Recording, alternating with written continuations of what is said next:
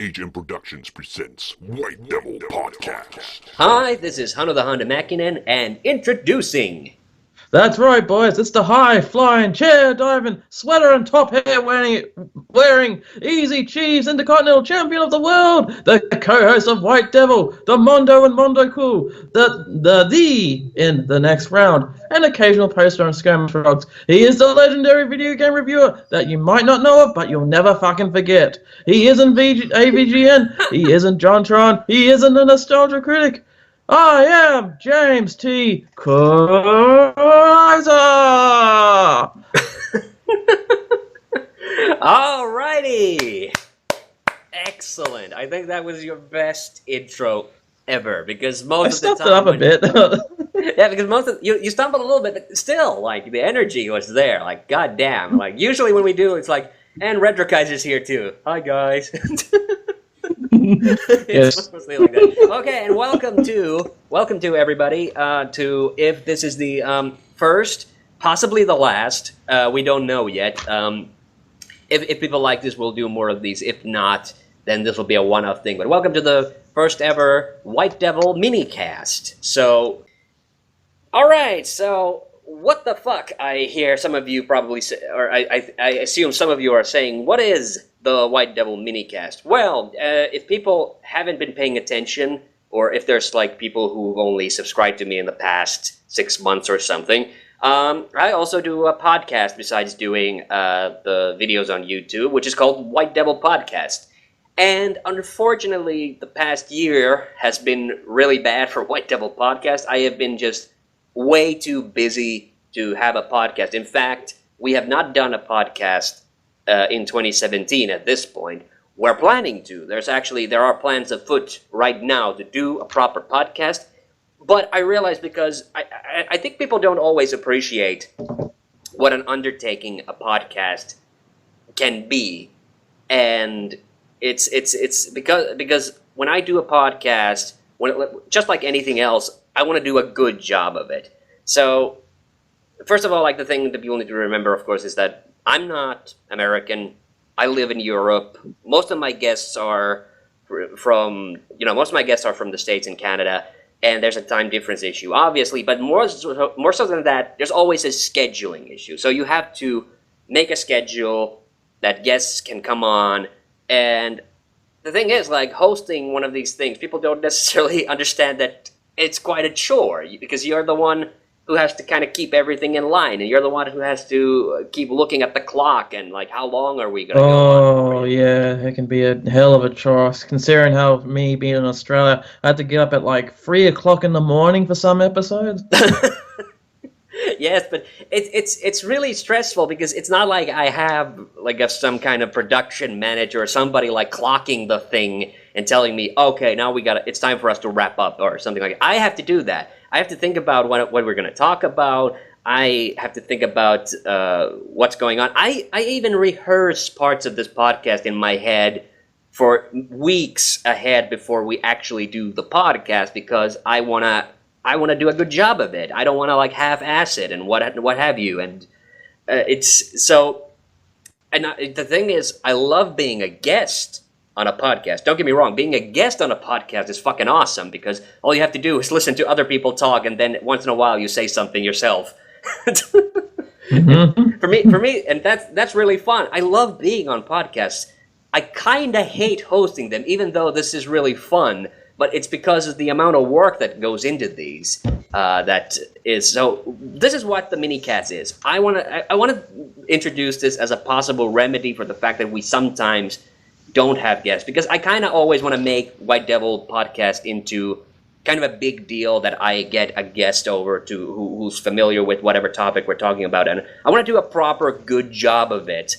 But that takes a lot of time and preparation, and then we do all the other song and dance that we've acquired, like the match game and the Q&A, and that's so I thought, okay, let's just do a podcast with me and my co-host, which is this guy. You all know him, Retro Kaiser. Let's just sit down and talk about stuff, and let's make a podcast out of that. And, if people like this, then we'll do more of these. And this will, there's never been, like, a set schedule for White Devil Podcast. It's, like, roughly 2 to 3 months apart we've done an episode. Last year we did like a record low. We did like 4 podcasts, which and oh, this is really funny actually. I went on Facebook today, and Facebook has that thing that it shows old posts that you've done from like in the past.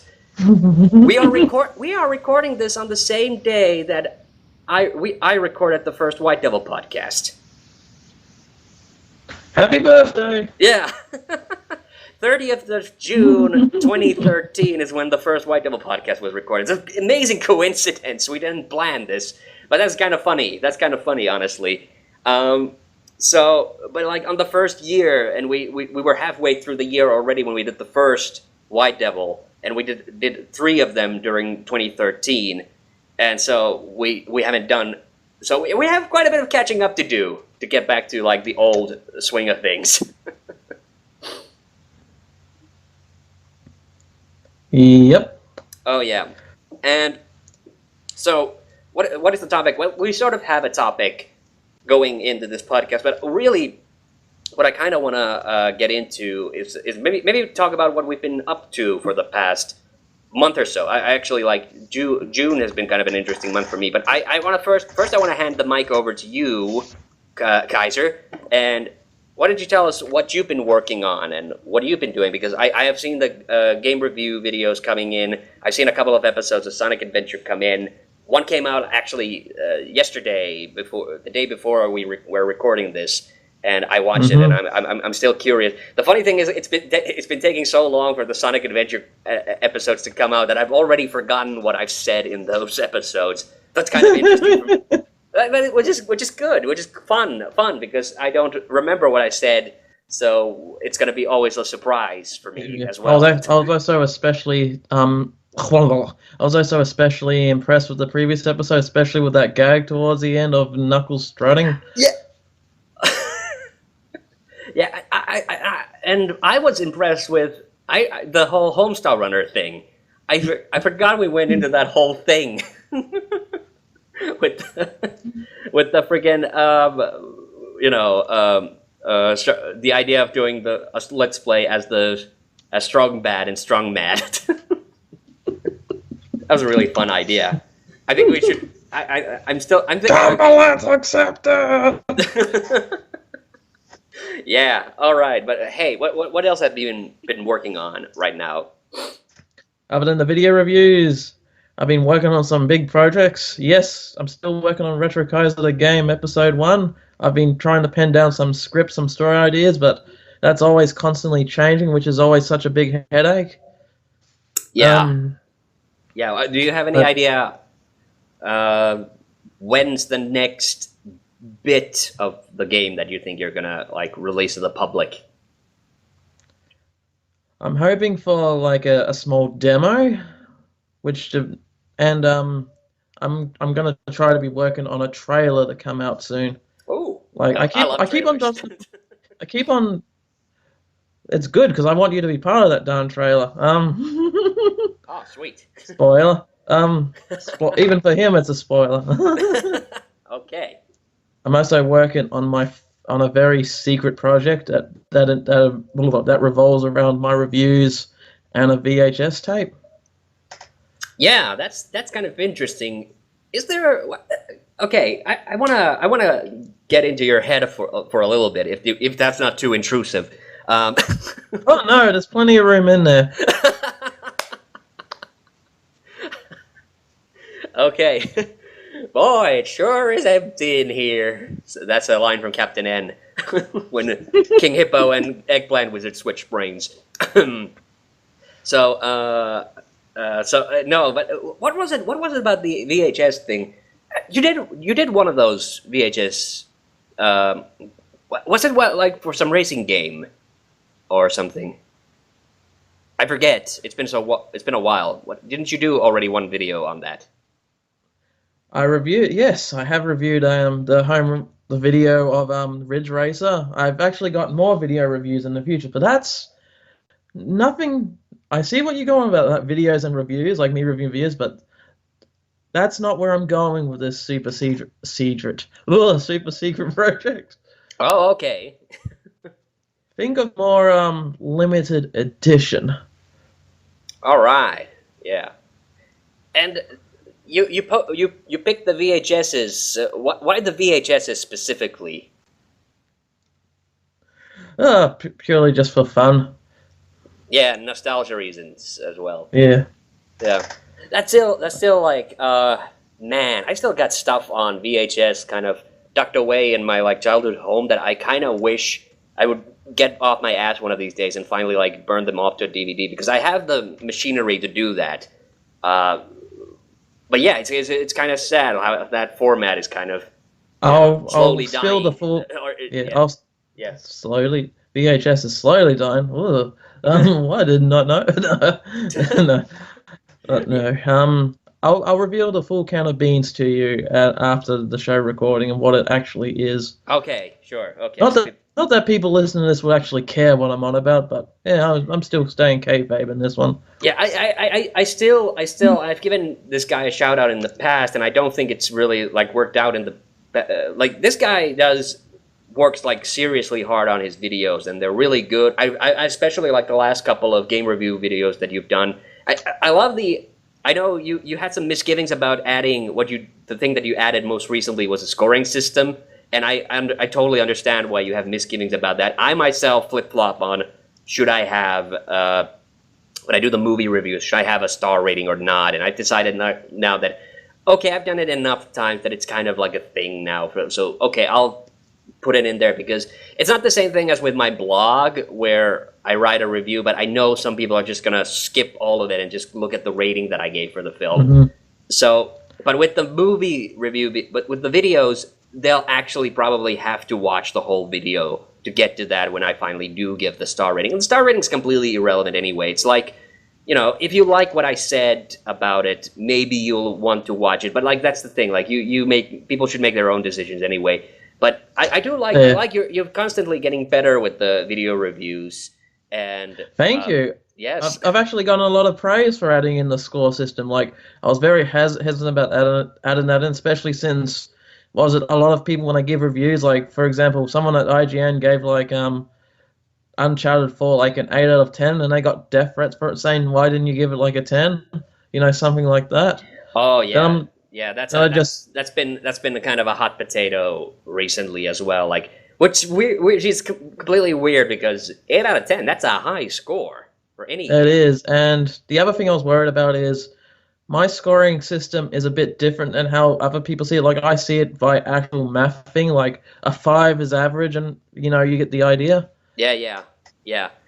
The other thing I noticed that in your more recent, it was the PlayStation 1 racing game that you were talking about. It said that had crappy music.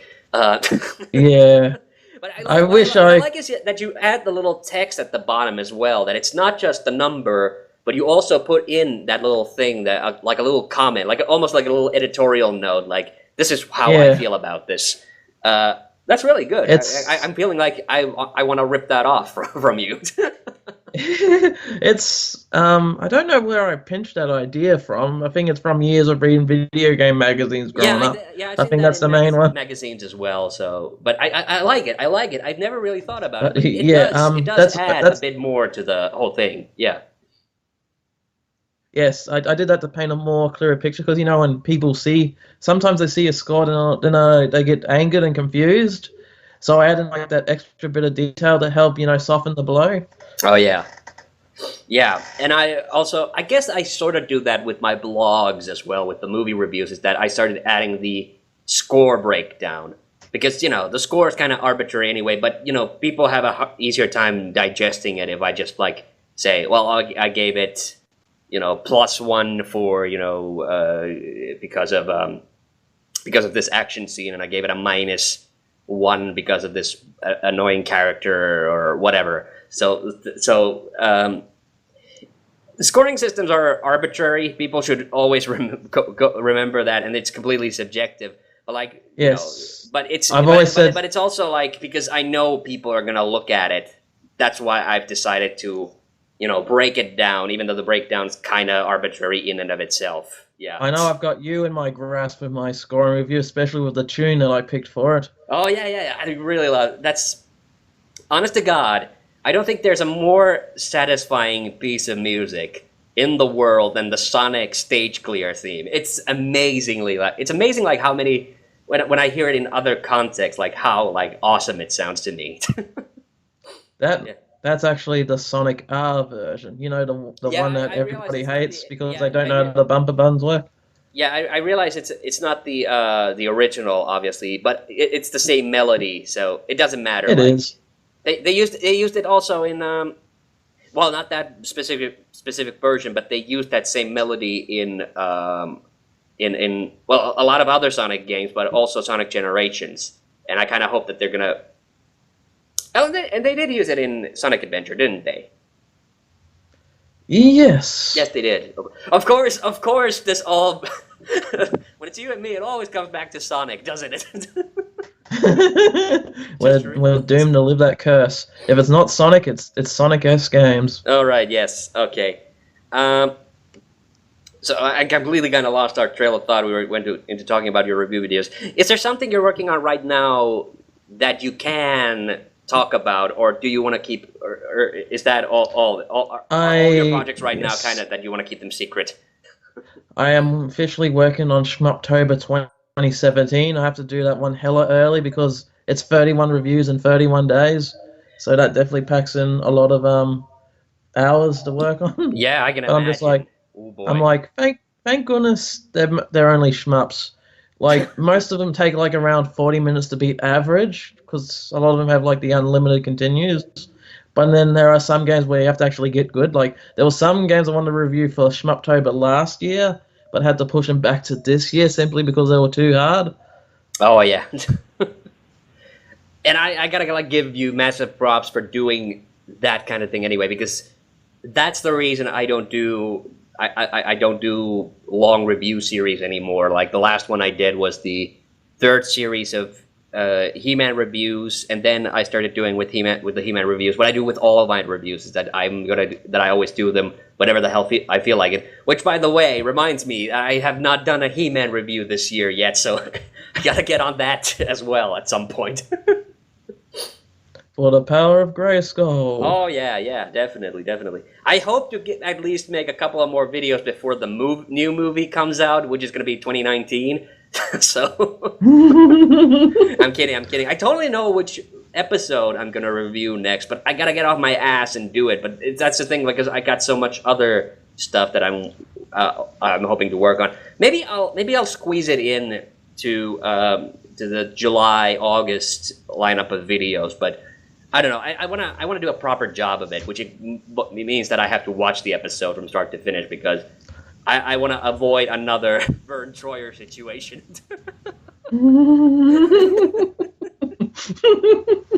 Those of you who are not aware, like I in a previous review video for the Postal movie, I said Vern Troyer was black, and he's not. So. What you talking about, Hanu? Alrighty. So, anything else? Anything else on your end that you want to talk about? Well, I watched Guardians of the Galaxy Volume 2 in cinemas recently. Oh, you did? Okay. I have not. First of all, I gotta say that I have not watched the first Guardians of the Galaxy. So naturally, I didn't go out of my way of seeing the second one. The only things that I know about it is that Groot, who's the tree guy, I suppose, has shrunken. And they threw in Howard the Duck as well. And here's a funny thing. Though. This past June, me and my sister finally got around to seeing the latest Riddick movie, and I blew her mind by revealing that Vin Diesel is the voice of Groot. She didn't know that. She had no clue. And I was like, I haven't watched the movies. Even I know that. Hey, here's something that's even more mind-blowing. Vin Diesel is also the voice of the robot from the Iron Giant. Oh yeah, I knew that. I haven't seen the Iron Giant either, by the way. That's That's one you need to watch. Oh yeah, no, totally. I got dude. It's going on my never-ending bucket list. Basically, it's been there for quite a few years now, but it's like that's it. That's the kind of world we live in. Like, there's just too many movies. But what did you think about Guardians of the Galaxy? And I suppose. Well, I'll leave any spoilers up to your own discretion, because I haven't Okay. seen it, and I may go see it. I'll probably have forgotten everything you said by the time if I do see it. Okay, So I'm just gonna throw in bullet points. I'm not gonna do a full-fledged review, okay, but one, it's tricky getting into this movie if you haven't seen the first one, because at this one they expect you to know how everything is.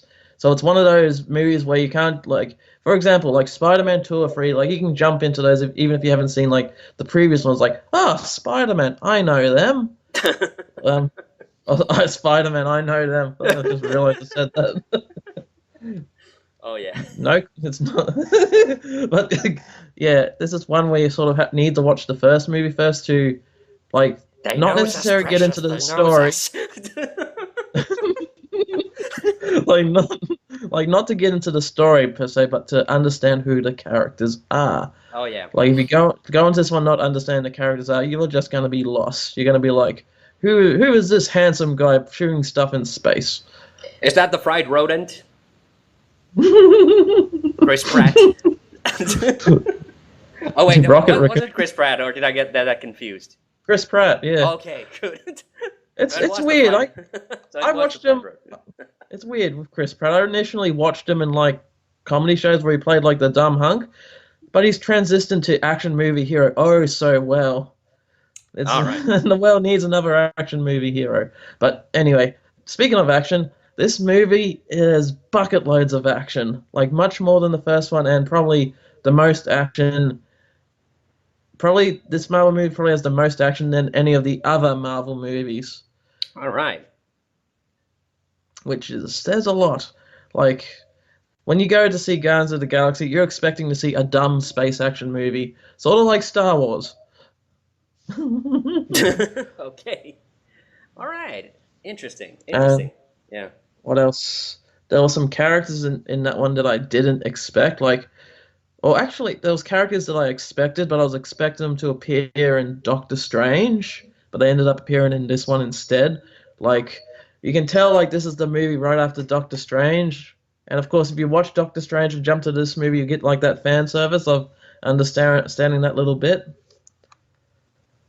Okay. But as the story, it's Yeah, I didn't see okay. Doctor Strange, so this is kind of interesting. Okay. Okay, but it's nothing, mate. It's just something little. But story wise, it's interesting. It was mainly just this movie was mainly focusing on being a solid story, as opposed to like having those branches, branching, tying in all the other Marvel movies together. Like this one just focused on being its own standalone story, which Interesting. was Okay. it was interesting. It was like, and it was also quite a bit refreshing as well. I Oh mean, yeah, yeah, I can totally get that. Yeah. and the thing I do like about the story is it does wrap it all up in the one thing at the same time. So you are getting like a complete comic book storyline in the one movie, which is great. So you don't need to. Although they here's a bit of a spoiler. They still tease that the third movie's coming. Like they said so right at the end of the credits. Like the Guardians will return in the next time. Oh, so they. Well, actually, the guy who probably did that first was James Bond, because at the end of James Bond movies, they would always have the name of the next one. James Bond will return in Octopussy. And how could you resist with a title like that?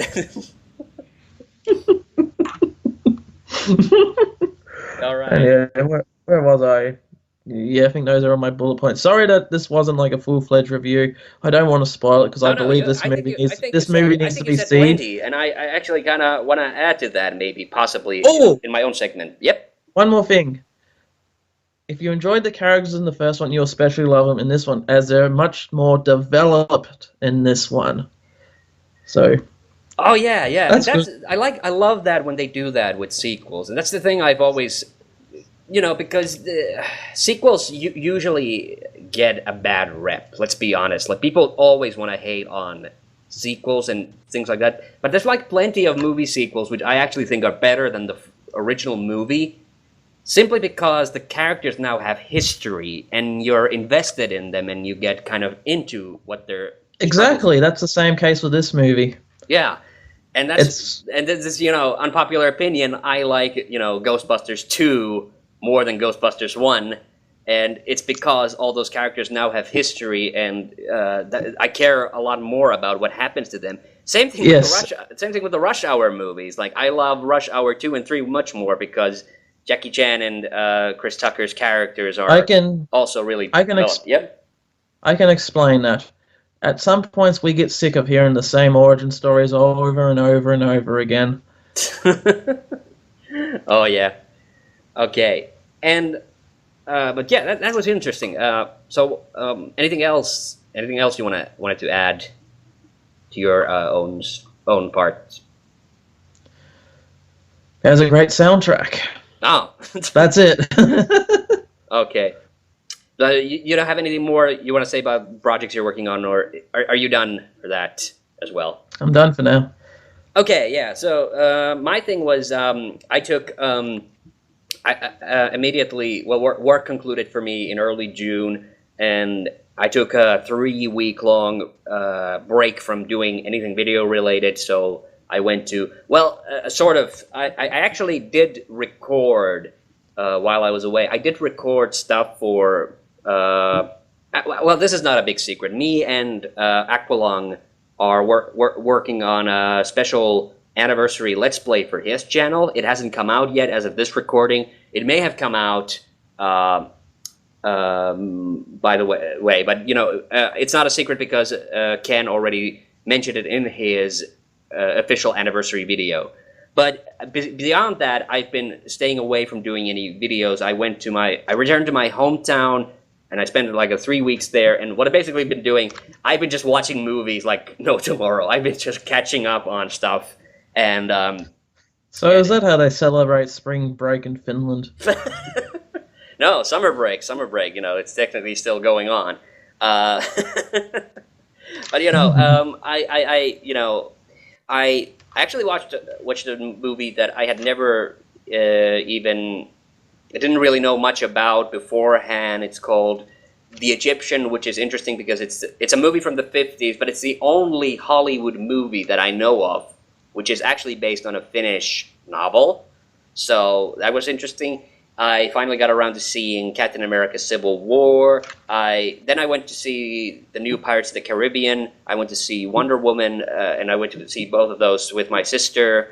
And I also, just by chance, I happened to be. It was last week. Yes. So it was last week. I just happened because I was going on a walk. I went for a walk to a local big store that's in my hometown, and I was kind of curious. Is Resident Evil the final chapter? Has it come out on DVD yet? Because I couldn't see it in theaters, and it had, and so I bought it and I saw that as well. And I saw Inferno, which is like the most recent entry of the Robert Langdon series. The one with the Da Vinci Code. Oh yeah, the Da Vinci Code ones. It's just every time I hear every time I hear the title Inferno, I always expect it's either a firefighter movie or a disco movie. Disco movie. All right, yeah. And also, in collusion with Inferno, I also rewatched the Da Vinci Code to remind myself, did I actually hate it as much as I've made out to be? Because I hadn't really seen it that much since I saw it in theaters. I've seen it in bits on television and things like that. And no, I still don't like the Da Vinci Code. But I actually liked Inferno, which is good.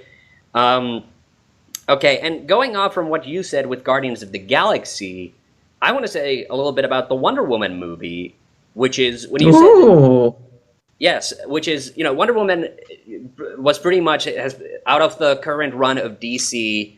Cinematic universe movies, it's received by far the best reception so far.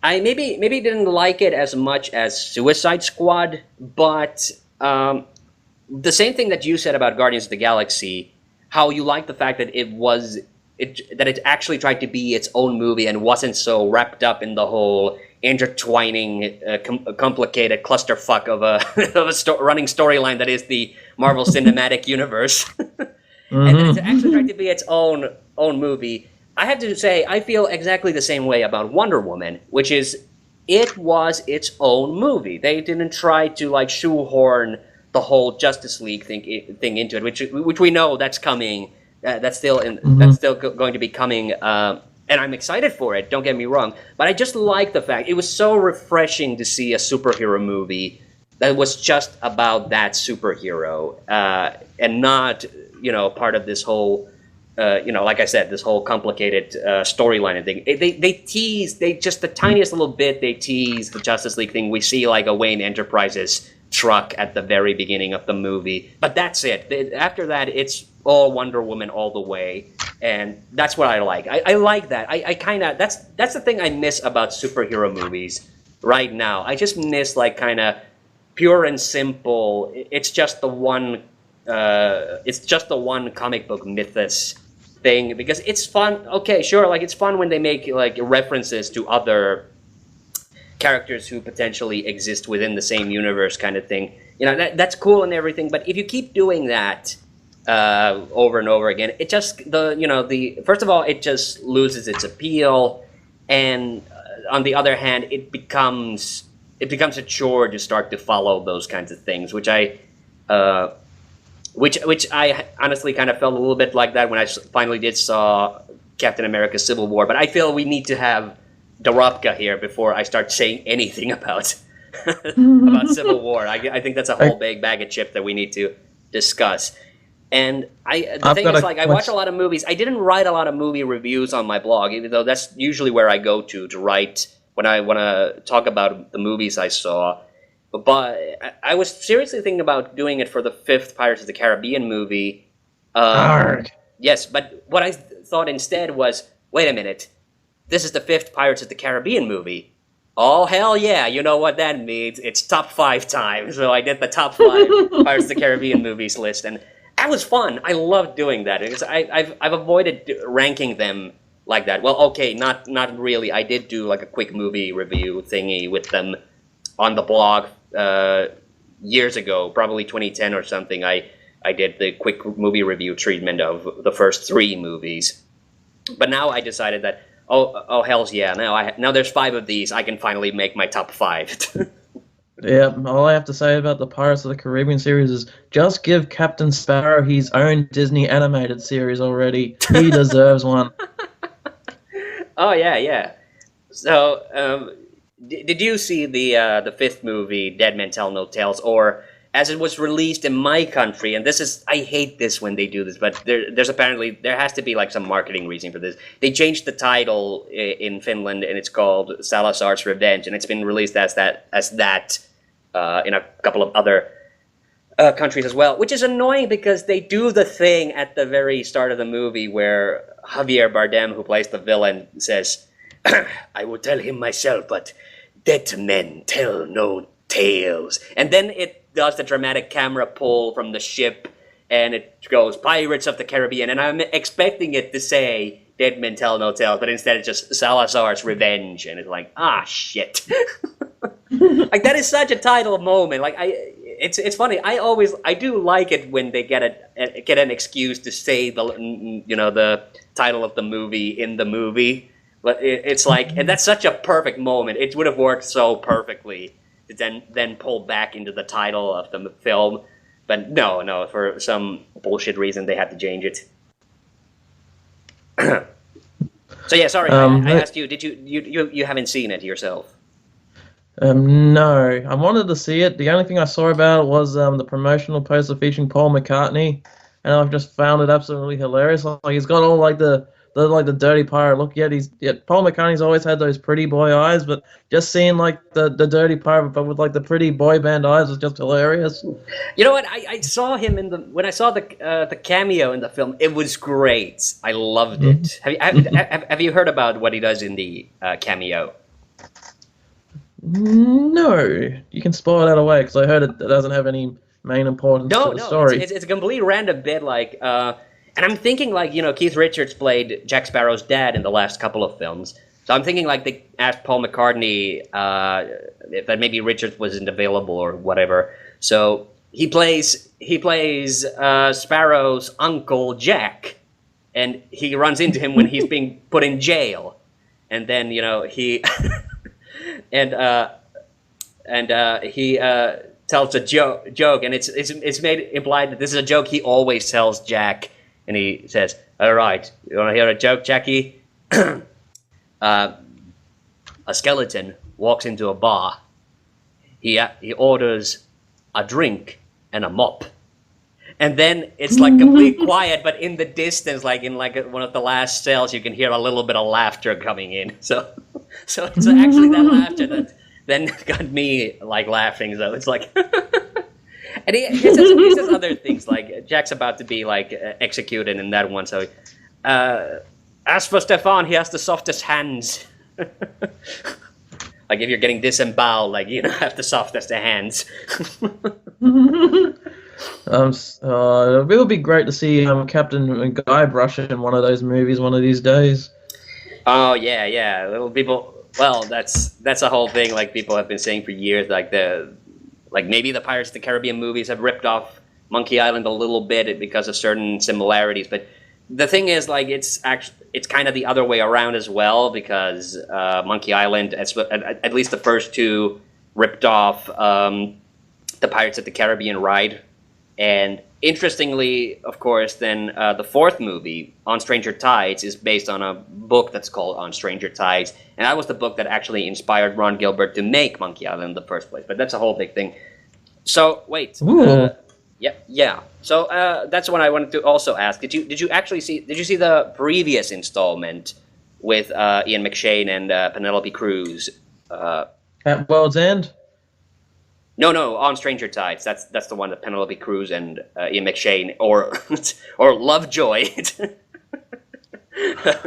was on. Right. I always thought that World's End was the fourth one. No. World's End is the third one, and it's the kind of it's the wrap up to the quote unquote original trilogy, which relates to the stories of the Will Turner and Elizabeth Swann and their things, and then the fourth one was completely unrelated. I haven't watched that one, sadly. Oh yeah, not yet. That's the thing. Like for some reason, people don't like the fourth Pirates of the Caribbean movie, and I don't get why. Because it's the first one where Jack Sparrow kind of is the actual lead character, and I loved it. It was great. I loved the story, and it was actually more down to earth than that. The thing about At World's End is that it's a little overbloated as a movie. I had a big problem with they just kind of squeezed too much into it, and it got a little too crazy and out of hand. And the fourth movie, especially with Penelope Cruz, Ian McShane plays Blackbeard in that, and Penelope Cruz is his daughter, and she has some history with Jack, and I love the interplay with them, and I love that it could be. Again, I feel like, it was refreshing that it was kind of its own standalone movie. Obviously, it's coming in from a series of, events, and there's a lot of history there because there's Barbossa as well, who's the pirate captain that Jeffrey Rush plays in those films. And, there's a lot of history that goes into it. But I felt like the fourth movie was the strongest outside of the original, and I really like the third one. The third one, the fifth one. The fifth one, I really liked it, but it's really like batshit crazy. Is the best way I can describe it. It seems like in the fifth movie, they kind of realized like they really were going up against a huge task of trying to up the previous films, and I think they realized they couldn't do that, so they kind of just threw caution to the wind and decided that in every scene something super crazy is gonna happen. So, and I loved it. I thought it was just really, really awesome. Yeah. I did catch Curse of the Black Pearl on TV the other week, and I completely forgotten how fun and charming that original movie was. Oh yeah. That still is my absolute number one favorite, because even though and I think I wrote about this in the top 5 as well, is that even though it's got undead pirates, it doesn't come off... Ghost pirates. What? Ghost pirates. Yeah. Or undead, ghost pirates, whatever. Cursed pirates. Which sounds like a total gimmick. It doesn't come off as a gimmick. It No, actually it does works not. really well. And I also love the character development and like the fact that none of the characters really trust each other and all that. I think that movie worked the best. And the next 2 movies, I do like them, but the thing about that is that they suffer really from this trilogy syndrome where the middle part is really not just build up for the 3rd movie, which is at World's End, and then at World's End, I think had a little too much to juggle. So I still like it. I still think it's a good movie, but it's just a little overbloated with its story. So that's the thing. Yeah, I agree.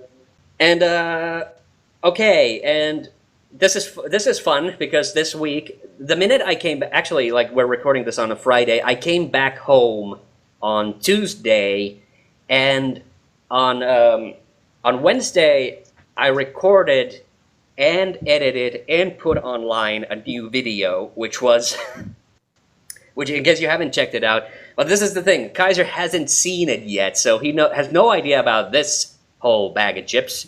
Of course, the other big movie that I've been waiting for a long time, and it came out earlier this year, but I had to wait for the home video release. It was the final Resident Evil movie, Resident Evil: The Final Chapter.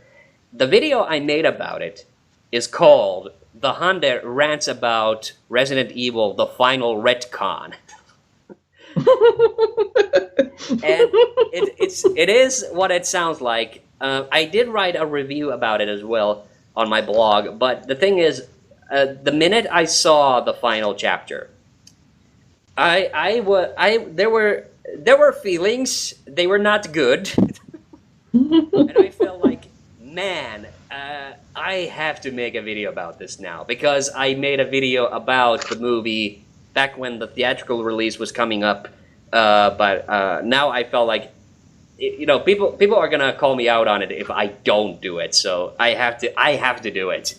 I have to do this. And Resident Evil: The Final Chapter, I'm sorry to say, is now officially. I gave Afterlife. I've given Afterlife a lot of crap in the past, and we did a commentary with that. We actually we cooperated on a commentary that's on my second channel, and while we were watching that, like by that point, like my disappointment over Afterlife had kind of mostly disappeared. I'm able to kind of watch it as a fun action movie. It was, in my view, at that point, the worst movie Paul W. Anderson had ever made, but I kind of still enjoyed it. But now, I have to say that dubious distinction of the worst movie Paul W. Anderson has ever made probably belongs to Resident Evil: The Final Chapter, because, oh my god, the story was so... Oh god. Sorry, I hit the table. The story was so awful in the final chapter, and that title already gives you an inkling of what's wrong with it. Sorry, go ahead. So you're glad that it's the final chapter after all that? No, I'm not glad it's the final chapter, but quite the opposite. I felt really ripped off that it was the final chapter because the way the way Anderson decided to wrap it up, and like I said this in the video as well, I realize Anderson had a hell of a job writing a finale that would kind of tie everything in a nice big bow. And I think that was kind of the problem, is that it should have been its own movie that then somehow gives a little bit of closure to Alice and what her struggles have been. But no, instead he tried to kind of wrap up the whole thing like there was a big, like there was a big consistent plot thread all through the last 5 movies. But the way Anderson did it was he basically made it so that a lot of the established facts from the previous movies no longer apply. So in other words, he retconned the whole storyline of the film series just so he could get to that finale that we got there. But like I said also in that video, I don't think it devalues the previous Resident Evil movies, and I still say like the first 3 movies, if you want to get into the Resident Evil movies, so watch the first 3 movies, and then if you're curious, watch 4, 5, and 6. Like 4 and 5, they're not like super good movies, but if you watch them together, they make a little bit of sense. And then you watch the 6th movie, and they make no sense. So it's so that's the problem. That was the problem. And I think the problem, the underlying problem was they should have ended it after the 3rd one. They should have if they wanted to make one more movie after the 3rd one, they should have concluded it then. But instead, what they did was they stretched it out over a couple of more movies, and then they kind of went. And then Anderson just went like, "Oh shit, how am I going to make all of this make sense?" And that was kind of the inherent problem, was he was trying to make sense of all these seemingly random things that have happened across the whole movie series. And that's the thing. It was like it really came down to like one big plot revelation halfway through the film that really just enraged me. So that was the thing. And when I watched it the second time, knowing what I had gotten myself into, then on the second go around, it's an okay, passable action movie if you just want to watch it like that. But the problem is it's the 6th movie in a movie series, and it's trying to wrap it up into a nice big bow. So if you haven't seen any of the previous movies, then you probably don't care what's going to happen in it anyway. So it's kind of pick your fucking poison. Yeah. And in this case, the poison is the T virus. Oh yeah. So, okay, I do recommend Kaiser goes and watches that video. I'm surprised people haven't commented on it that much, or it hasn't gotten much of a reception. I guess people give it time. Oh yeah, it's just well, that's the thing, because when I did the first video talking about the movie back in January, it got a way bigger response than I expected. First of all, a bunch of views, but also it got a bunch of comments, so much so that I made a comment response video to it. So that was kind of interesting. And also, hey, yep. That was another thing, and I have to say this before I forget, of course. Me and Kaiser, we Let's Played my very first adventure game, Alien Incident, and all the episodes are now out, all 5 episodes. So it's yay! Yes, so if people have not yet checked it out, please go and see them, because I love that game, and it was really fun just playing through it with Kaiser. So that's also out, and that's another thing. Why I keep telling people to go and check out Kaiser's channel is if for no other reason that I'm also in his Let's Play. So please go check Kaiser's channel out.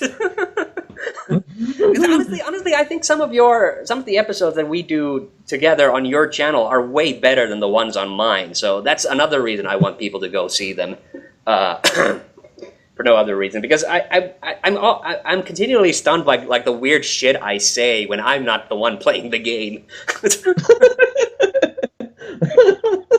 Yeah. I said that. I have no memory of this, so it's but it's so different, because when we do a Let's Play on my channel, I then watch the video over and over again. So I kind of almost memorize everything that we say in those videos, and I can pretty accurately remember moments like that time when I couldn't say binoculars in Gabriel Knight 3. And and stuff like that. I have such a vivid memory of that. And then I go and watch the Let's Plays that are on your channel, and it's just completely what? I actually said that? What the fuck? It's so weird. It's so weird. Yeah, some of the things we say in some of my Let's Plays are bat tit crazy. I use bat tits on purpose, of course.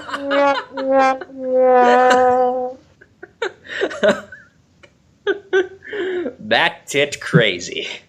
Oh yeah. Oh Jesus. Oh god.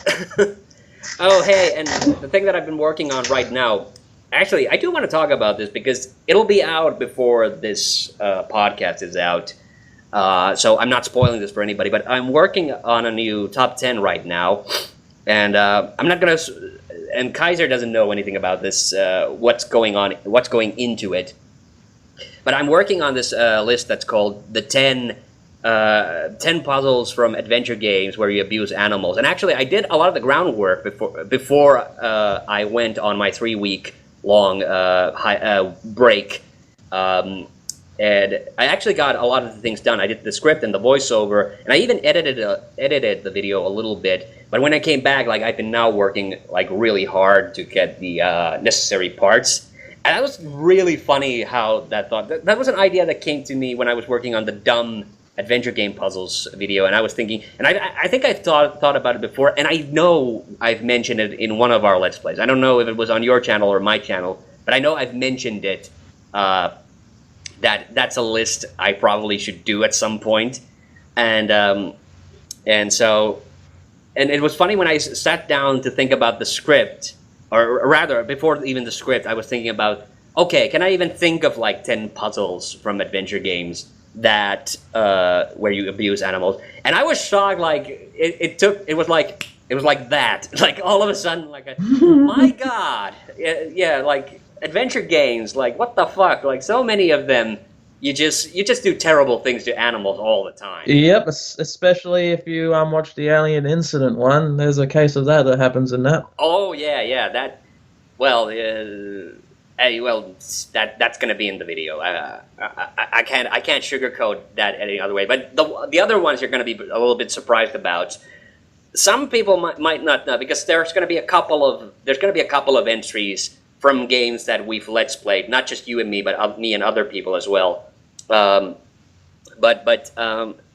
I'm a little, it's a little weird. It feels a little weird. Like I love adventure games so much, but my God, like how often you end up, how often you end up like doing terrible shit to animals in those video games. It's astounding. Yeah. I just hope there's not a puzzle game where you literally have to spank a monkey. No, but oh God, no. This is bringing back memories from way long ago. There was a thing, I think it was called Joe Cartoon. I don't know, have you ever heard of that website? It was a really old, it's from like late 90s, early 2000s. It was like a gag flash site where there was like a stick character singing, and you could click on him and he would explode like in a bloody mess. And those things. Yeah. It was I think it was called Joe Cartoons. I may be remembering it correctly, but it had a cartoon that was called Spank the Monkey, and it was a guy spanking a monkey. And I thought, I played that game. Game? I don't remember it being a game. I remember it just being a cartoon. But there was another one which I have horrible memories and traumas of. It was the frog in a blender one. So. Oh yes, I'm familiar with this website. Played it in school when the teachers weren't looking. Oh yeah, okay, so you do know it. Like, my God, like, okay, so shit like that really upsets me, and that's one thing that I'm kind of worried about with the video. Is like, people are probably gonna think that. Well, I don't know if people are going to think this, but I hope people don't think that I'm doing this like as some kind of like promotion for PETA or something like that, because the more and more I look at it, it does kind of seem that way. I'm just doing this because it's a funny observation I've noticed about adventure games, because I play them a lot, so I decided to make a video. So there's no ulterior motive for it. Yep, sorry. Which PETA? Is it PETA as in people eat tasty animals?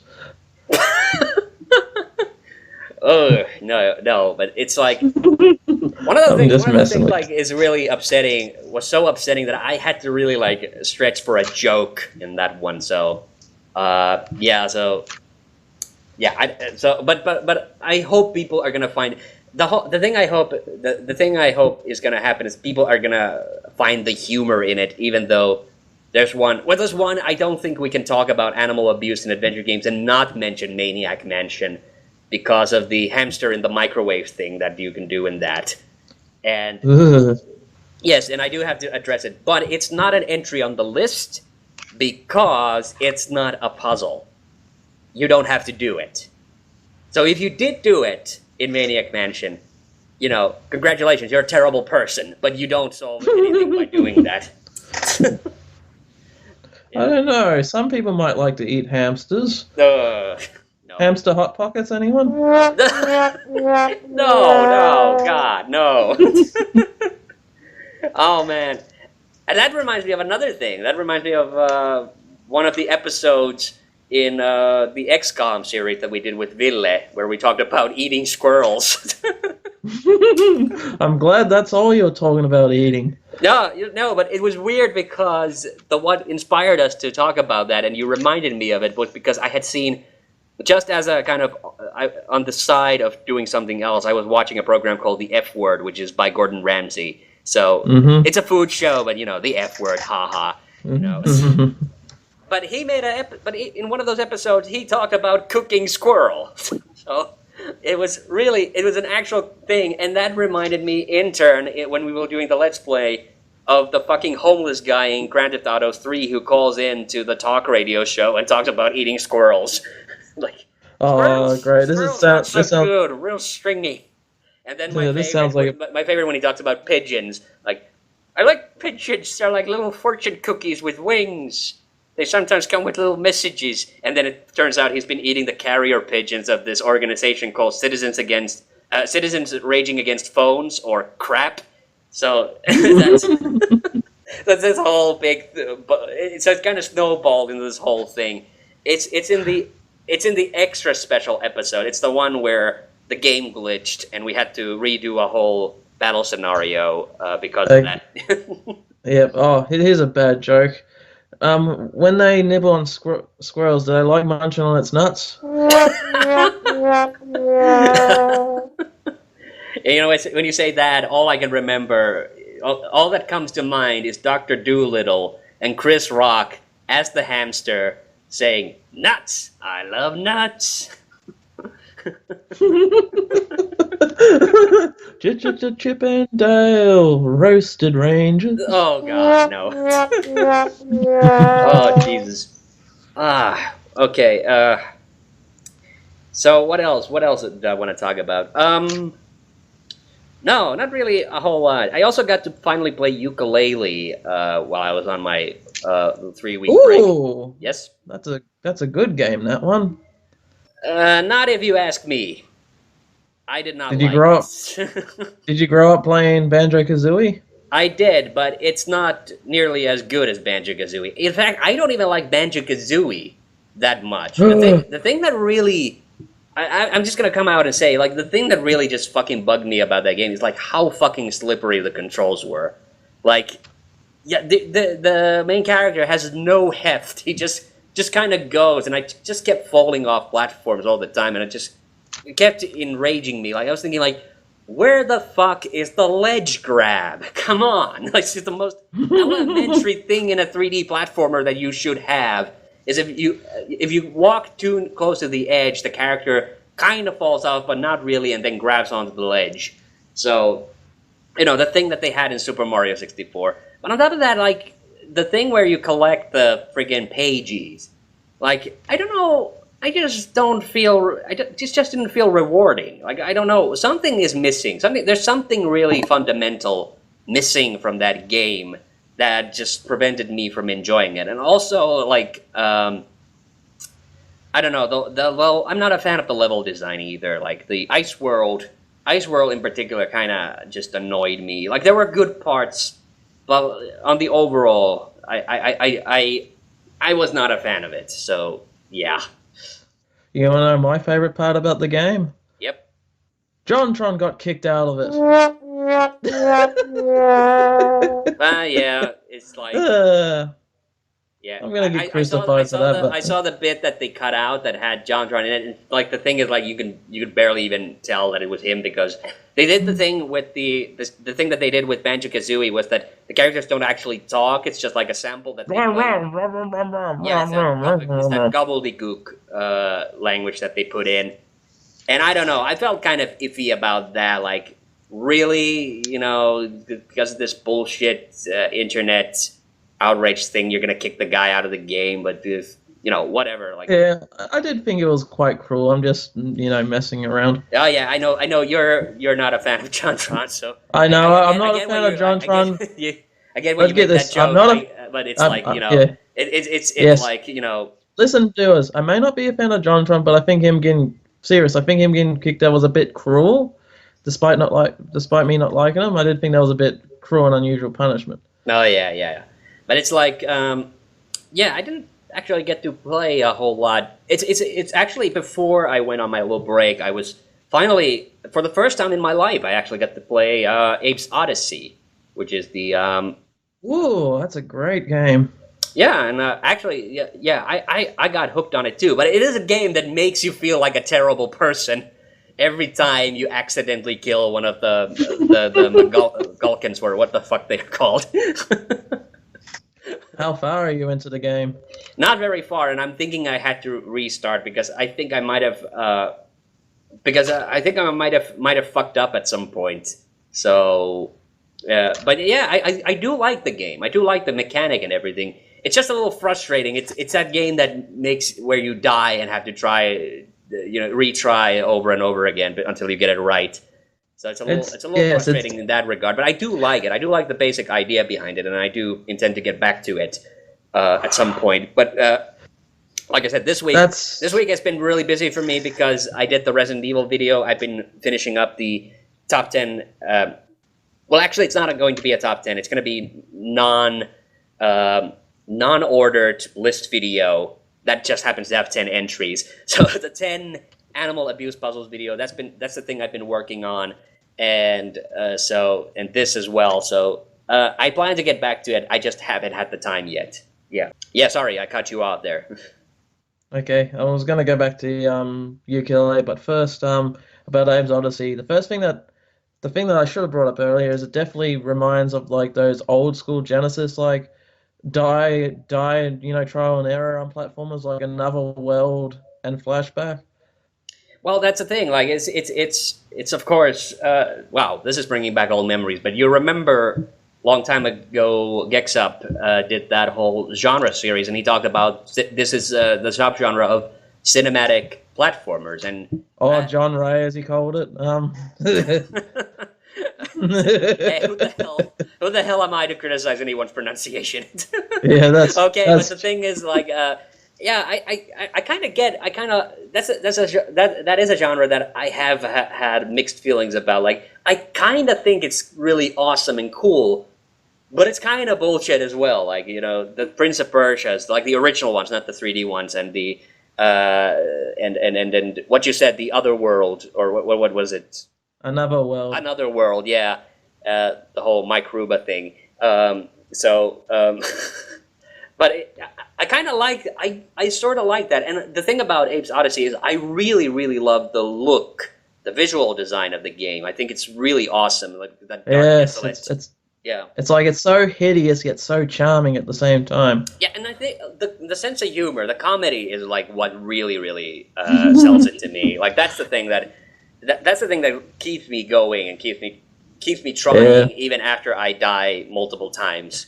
So yeah. Yes, it's very fun just going to all the other slave workers and just going hello and hearing them say hello back. Oh like responding like that. But I was always the kind of guy that always did like the farting effect near him just to hear him laugh. Yeah. Oh yeah, like you can't hate too much on a game that has a fart button. Grand Theft Auto 2 had a fart button actually, or it alternated between farting and belching. Yeah. Whereas most people have fart triggers, pull the finger. That's Oh yeah. Oh hey, you wanted to say something about Yooka-Laylee, so let me give you the chance to say something about Yooka-Laylee. Yes.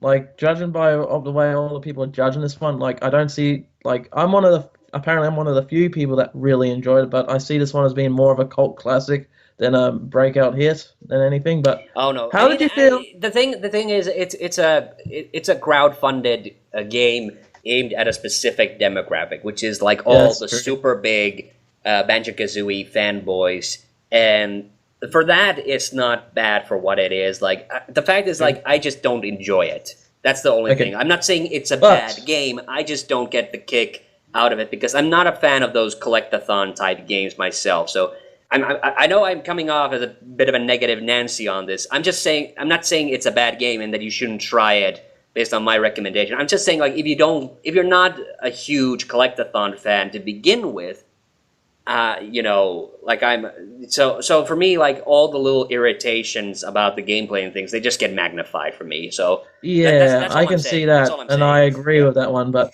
yeah. how did you feel about my favorite character in the game, Trouser the Snake? Honestly, I don't know. It's like I know the all rare thing was to always just come up with puns about everything, like trouser snake, haha, capital B, haha, Ivory Towers. But some of it just feels almost a little forced now. It's like eh, you know. I honestly, you know what I would have been, here's the thing. I do hope the game eventually. I don't know if the game did well sales wise, because with the crowdfunding games, that's always kind of difficult. Or like what I really kind of would want to see is another game more similar in style to like Conker's Bad Fur Day, where there's an ongoing storyline and. You kind of have very clear set goals, because that's another thing I kind of hate about that game. I guess I'm just getting old, but I don't. I want to know what I have to do. I don't enjoy just kind of fumbling my way through a fucking game world, Oh, and oh, maybe I'm oh, supposed to do this. Oh no, that's not the way to do it. I don't fucking know. Like as I'm getting older, I get more impatient with games, and it is a problem. Like sometimes, once in a blue moon, I do actually enjoy like just roaming around a game world, but it's not the same when I was a kid, where literally I went through every fucking inch of like Hyrule Fields in like Ocarina of Time. Like that's a thing I actually did because mhm. it was like new and exciting and like ooh, this is all 3D and I kind of Oh, yeah. the Hyrule map is especially exciting when you like play like a first-person shooter game and download a mod with Hyrule as the entire map, like as a multiplayer deathmatch. Although it becomes quite bothersome because the map is so darn big, you might as well be playing hide and go seek. Oh yeah. Yeah, I would think like Kakariko Village, not Kakariko Village, but well, maybe Kakariko Village, but the Kokiri Village, would have actually been a better deathmatch map. Yes. Okay. Sorry. Yeah. Sorry. I cut you off again. Yeah, go ahead. You can keep going on. I was only gonna say, oh, talking about Conker, going back to the topic of squirrels, aren't we? But No, no. it's like yeah. It's weird. It's weird. Uh, okay. if And but hey, guess what? if the I don't know if but if this is a good segue into another gaming related topic. Is like have you heard about the mini SNES that they're coming out with? Yes, I have, and all I can say is I kind of like it better than the mini NES. I thought the mini NES was also good. The problem is I'm not going to be getting it for the same. I'm not going to get the mini Super Nintendo for the same reason I didn't get the mini NES, because they're going to make so few of them and they're just going to all disappear like in a matter of seconds from like store At shelves. least, although the Mini Super NES has a bit more of a bite compared to the NES one. Although I have played the Mini NES at a convention just a few weeks ago.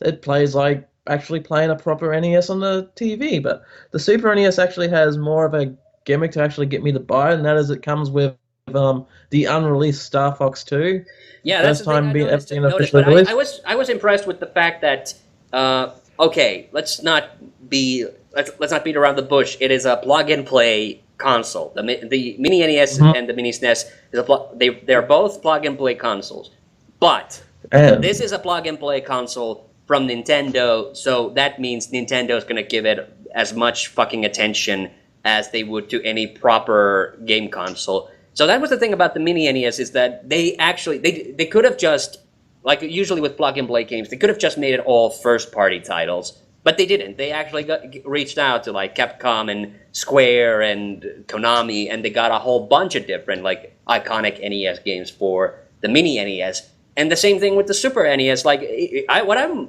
surprised about is like how many RPGs they decided to put in there with Earthbound and Secret of Mana, Final Fantasy VI, aka Final Fantasy III. But also, like, you have the Contras, which is going to be, I suppose, interesting for European Contra fans because it's not the censored Probotector version, and with Super Castlevania 4, and fucking Yoshi's Island. They have Yoshi's Island there as well. Only Donkey Kong, but only Donkey Kong Country 1. I would have picked Donkey Kong Country 2, but I also get that, it's a rareware game. So, that always is a bit of a limiting factor because, if it doesn't have Donkey Kong in the title, it's basically like off limits anyway for Nintendo to use. Yeah. If Donkey Kong Country 3 were on there, I would have made an airboat reference. Or a Hoovercraft. Yep, Hoovercraft. That is still one of my favorites. During this before the summer, before June, I also finally got my hands on a copy of Diddy Kong Racing for the N64. So I was hoovering all around. I'm Banjo. I'm Banjo. Yeah, that's. Oh. I kind of, I don't do handheld games, but I kind of want to get the DS version of that game just because I want to see the teenage version, Tiny Kong. Yeah. Okay. What do you? Sorry. The mini SNES. Yeah, I don't know what's on that console actually, but hearing about all those RPGs, I'm like, yeah, I'm probably going to get these ones because they're not just any RPGs; they're solid gold RPGs, like RPGs that you definitely need to play before you fall down the hole and get sealed up in a casket. Yeah, I'm not. People know that I'm not an RPG guy myself, but I did play through Earthbound when it came out on the Wii U. So that one I can at least personally vouch for was a really awesome game. And of course, if you like, RPGs in general, that's it. Oh yeah, and of course they have Super Mario RPG as well, which people like. So yeah. So it's got a really interesting, and then of course Star Fox 2. And of course, Twitter being a thing, and the fact that I follow some artists on Twitter, of course, the thing that everybody's super excited for is like Star Fox 2 has, Star Fox 2, the canceled game, is finally getting an official release, which means 2 more female characters are in the official like canon roster now. So yay, people can draw more dirty fan art of them. Which, to be honest, with Star Fox, there's already like plenty of it. But I guess now there's more of the female variety as well. More characters than the Smash Brothers. Oh yeah. Oh, and that's actually interesting. That reminded me of another thing. People are really like another thing that people are really excited about was of course, it's coming out much later, but Mario Odyssey, the new game on the Switch, and people are really hyped up about the fact that Pauline is in the game. Like, literally today, I saw a picture. Somebody had photoshopped. It was the frame from Who Framed Roger Rabbit, where Jessica Rabbit is in Eddie's office, and he's pressed down against Bob Hoskins with her big cartoon boobs, and. Somebody had photoshopped. First of all, they had photoshopped in Bob Hoskins as he looks like in the Super Mario Brothers movie, and they had photoshopped the eyes on the hat in the new Mario game, and they had then photoshopped Jessica Rabbit to be Pauline. So I know that picture. I was the one that retweeted it originally. Oh, you did? Awesome. You saw it because of me. Yeah. Sweet. It's because of me, Kaizio. All right, sweet. I'm not bad. I'm just drawn that way. Oh, we could say that about some of your drawings, Kaiser. Sorry, that was a low blow. Hey, sorry. Not my fault. The only thing I can find when I need to do those pictures in a quick is just a box of crayons. Yeah. Okay, but hey, we've been going on for well over an hour now, and I think I think this is enough. I think we've officially reached the end of our very first White Devil Minicast. How did you feel about that? I'm looking forward to the White Devil Mickey cast more so, actually. Mickey? What? Mickey and Minnie. Ugh. Oh. Oh, you had to. You had to get in one last cheesy joke. But no, seriously, this was fun. And hey, people on the YouTubes, I don't know, maybe I'll put up the audio download of this on Internet Archives as well.